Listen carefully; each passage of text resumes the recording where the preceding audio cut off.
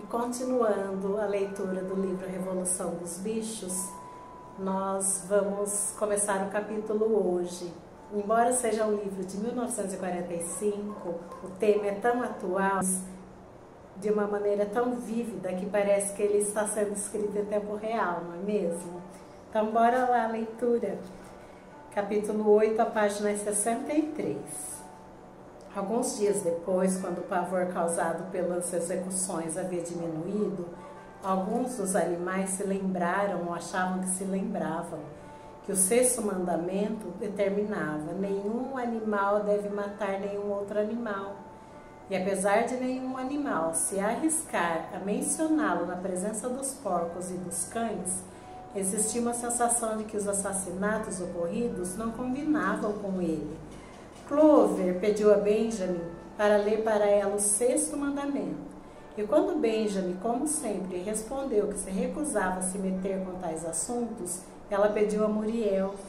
Muriel leu o mandamento. Dizia: nenhum animal deve matar nenhum outro animal sem motivo. Por uma razão ou outra, aquelas últimas duas palavras tinham sumido da lembrança dos animais, mas eles compreenderam que o mandamento não tinha sido desrespeitado, pois era claro que havia uma boa razão para matar traidores que tivessem se aliado a Snowball.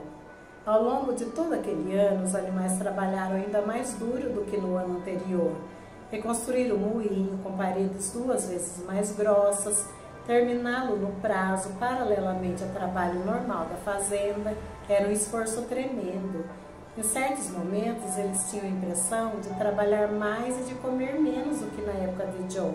Nos domingos de manhã, Squealer, segurando com a pata uma longa tira de papel, lia listas com números, provando que a produção de todos os tipos de alimento havia aumentado 200%, 300% ou 500%, conforme o caso. Os animais não viam motivo para não acreditar nele, principalmente porque já não se lembravam com muita clareza de como eram as coisas antes da Revolução. Fosse como fosse, havia dias em que eles sentiam que prefeririam ter menos números e mais comida. É a velha história de adulterar números e relatórios.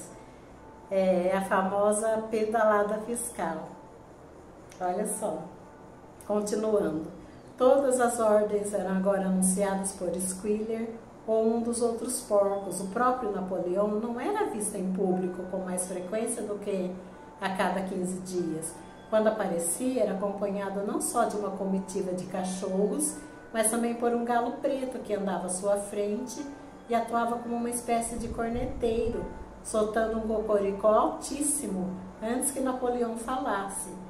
Até mesmo na sede da fazenda, dizia-se, Napoleão ocupava cômodos diferentes dos demais.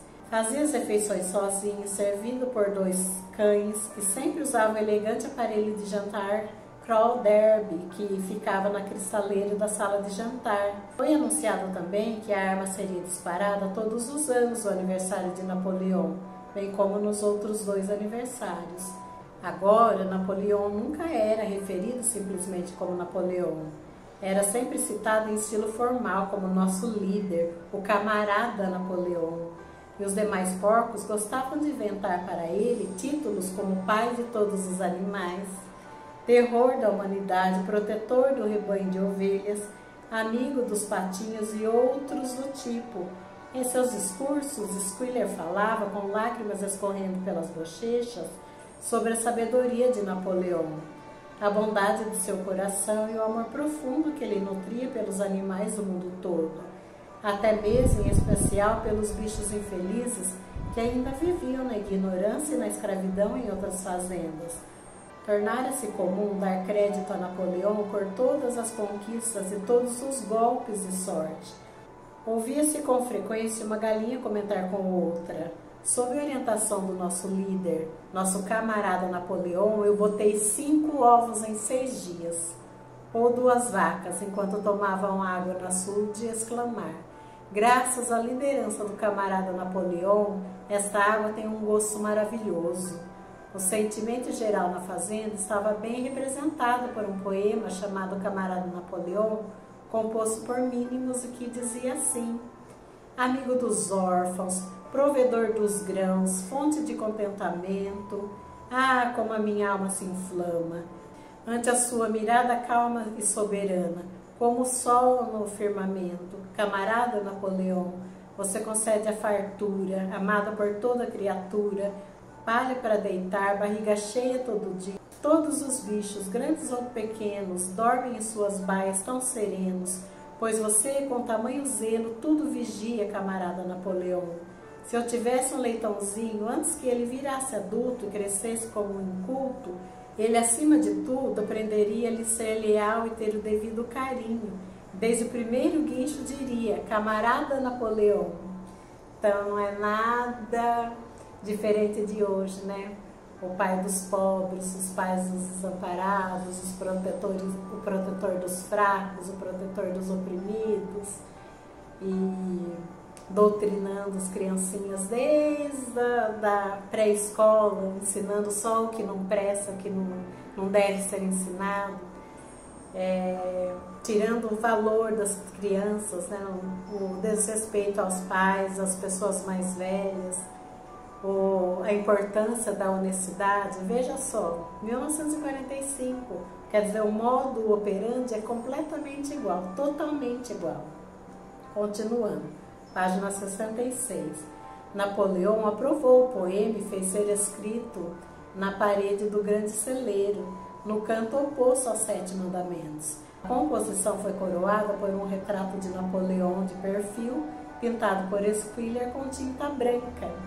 Quer dizer, aquele ego, né, exagerado, aquele excesso de vaidade. Isso é muito comum também nessa espécie de liderança. Enquanto isso, por intermédio de Whymper, Napoleão envolvia-se em complicadas negociações com Frederick Pilkington. A pilha de tábuas ainda não fora vendida. Dos dois, Frederick era o mais ansioso por colocar as mãos nela, mas não oferecia um preço razoável. Ao mesmo tempo, corriam boatos renovados, segundo os quais Frederick e seus homens estavam tramando um ataque contra a fazenda dos animais e a destruição do moinho, cuja construção provocava nele uma inveja violenta. Sabia-se que Snowball ainda estava escondido na fazenda em Pinkfield. No meio do verão, os bichos ficaram assustados ao ouvir que 3 galinhas haviam se apresentado para confessar que, inspirados por Snowball, tinham entrado em um complô para assassinar Napoleão. Elas foram executadas imediatamente e novas preocupações quanto à segurança de Napoleão foram tomadas. 4 cachorros vigiavam sua cama à noite, um em cada canto, e um jovem leitão chamado Pinkey recebeu a tarefa de provar toda a comida de Napoleão antes que ele comesse, para se certificar de que não estivesse envenenada. Então é impressionante a semelhança do que acontece hoje em dia. Os líderes ligados ao socialismo extremamente vaidosos, extremamente egocêntricos, cobertos de segurança, não lidam com o povo porque eles não têm popularidade. E quando eles saem, eles são ultra, super, hiper cercados para se proteger. Também como eles manipulam, no caso dos animais, embora muitos se lembrassem claramente dos mandamentos, que nenhum animal deveria ser morto, através da lábia de Esquiller e também com a ajuda de Muriel, eles passaram a acreditar piamente no que eles diziam, mesmo não sendo verdade. Então é um caso a ser pensado, né? Nós vamos parando por aqui, depois no próximo episódio nós vamos continuar o capítulo 8, tá bom?